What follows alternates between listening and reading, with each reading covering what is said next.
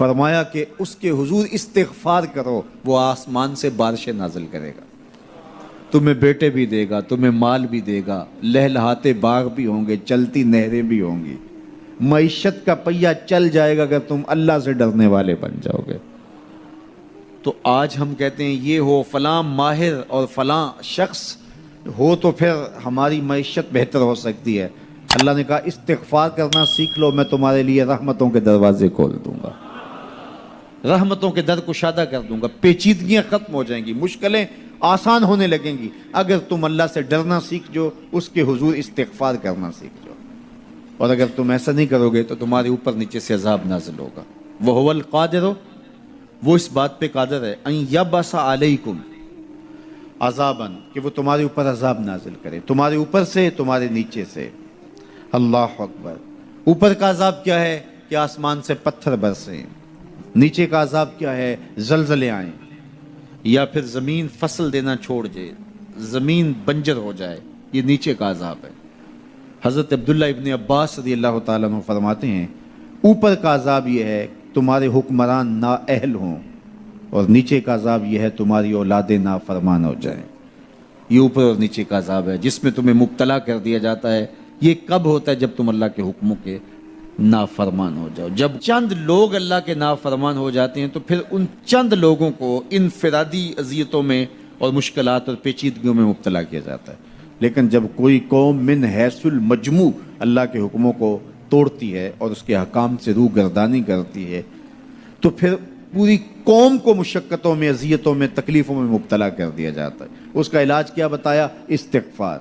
حضرت نوح علیہ السلام نے جو اپنی قوم سے کہا تمہیں مال بھی ملے گا، تمہیں دولت بھی ملے گی، تمہیں بیٹے بھی ملیں گے، سرسبز جو ہے وہ باغات بھی نصیب ہوں گے، ان کی شاخیں پھلوں سے لدی ہوئی ہوں گی، چلتی ہوئی نہریں اور برستی ہوئی بارش، ساون کے نچڑتے ہوئے بادل، اور ماحول کی خنکیاں اور خوبصورتیاں اور جمال اور لہلہاتے ہوئے سبزے، اور تمہارے اوپر ہر طرح کی عنایات برسیں گی اگر تم اللہ سے ڈرنا سیکھ جاؤ گے اور اللہ کے حضور استغفار کرنا سیکھ جاؤ گے، تمہیں خوشحال اور خوبصورت زندگی عطا کر دی جائے گی۔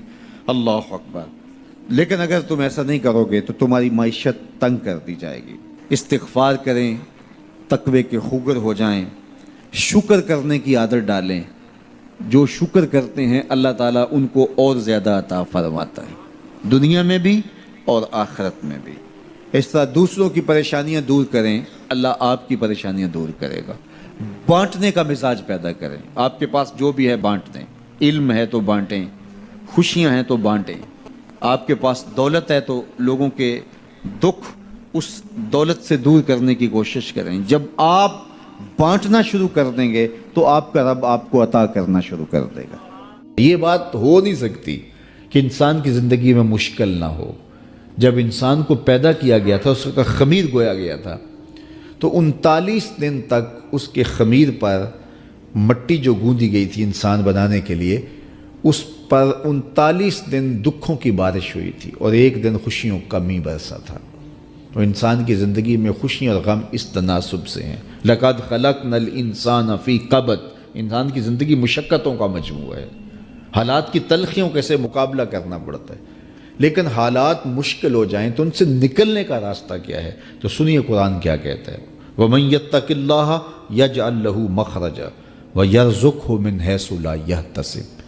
جو اللہ سے ڈرنے لگ جاتا ہے، تقوی اختیار کر لیتا ہے، تو پھر اللہ تعالیٰ جل شانہ اس کے لیے مخرج پیدا کر دیتا ہے، یعنی اس مصیبت سے نکلنے کے اللہ راستے دیتا ہے۔ یہ اس شخص کا مقصوم ہے جو اللہ سے ڈرتا ہے۔ اس پر مشکلات اس پہ بھی آتی ہیں، یہ نہیں کہ اس پہ مشکلات نہیں آتی، زندگی کی مشکلات کا وہ بھی شکار ہوتا ہے، لیکن جو ہی مشکلات آتی ہیں ان مشکلات سے نکلنے کا اللہ اسے راستہ بھی عطا کر دیتا ہے۔ اور دوسری بات، وَيَرْزُقْهُ مِنْ حَيْثُ لَا يَحْتَسِبُ، اللہ اس کو وہاں سے رزق دیتا ہے جہاں سے اسے گمان بھی نہیں ہوتا، وہاں سے رزق دے دیتا ہے۔ بندہ تو یہ کہتا نا کہ مجھے یہاں سے ملے گا، یہاں سے، ایک بندے کی منصوبہ بندی ہے، لیکن جو اللہ سے ڈرنے والا ہوگا اللہ اس کو وہاں سے رزق دے گا جہاں اسے گمان بھی نہیں ہوگا، خیال بھی نہیں ہوگا کہ یہ راستہ بھی حصول رزق کا ہو سکتا ہے۔ تو یہ میرے رب کا وعدہ ہے اور میرے رب کے وعدے سچے ہیں۔ تو جب تم اللہ سے ڈرنے لگو گے تو یہ تخت و تاج، یہ دنیا کی عزتیں، یہ تمہارے قدموں میں ہوں گی۔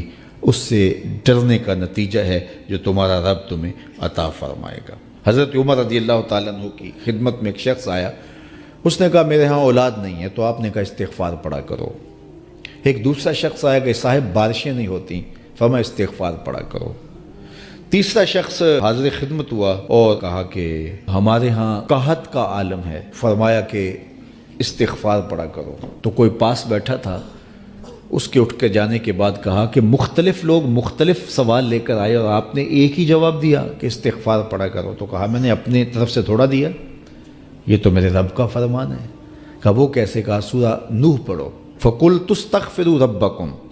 حضرت نوح علیہ السلام نے اپنی قوم سے کہا کہ اپنے رب کے حضور استغفار کیا کرو، اِنَّهُ كَانَ غَفَّارًا۔ اس کا نتیجہ کیا ہے؟ جب تم استغفار کرو گے تو وہ تمہارے گناہ بخش دے گا۔ ایک تو فائدہ اس کا یہ ہوگا، وَيُرْسِلِ السَّمَاءَ عَلَيْكُمْ مِدْرَارًا، آسمان سے موسلادھار بارشیں بھی برسیں گی، وَيُمْدِدْكُمْ بِأَمْوَالٍ وَبَنِينَ، اور اللہ تمہیں استغفار کی برکت سے مالا مال بھی کر دے گا، وَبَنِينَ، اور تمہیں بیٹے بھی عطا کرے گا، وَيَجْعَلْ لَكُمْ جَنَّاتٍ وَيَجْعَلْ لَكُمْ أَنْهَارًا، تمہیں باغ بھی عطا کرے گا اور تمہیں چلتی ہوئی نہریں بھی عطا فرمائے گا۔ آج میں سمجھتا ہوں کہ پاکستانی قوم کو اجتماعی استغفار کی ضرورت ہے۔ آپ کے دریاؤں کا پانی سوکھ گیا، استغفار کریں گے اللہ تعالیٰ ان کو پانیوں سے مالا مال کر دے گا، بارشیں ہوں گی، قحط سالیاں دور ہوں گی، بے اولادوں کو استغفار سے اولاد نصیب ہوگی، اور معیشت کی بہتری جو ہے وہ استغفار کے ذریعے سے ہوتی ہے۔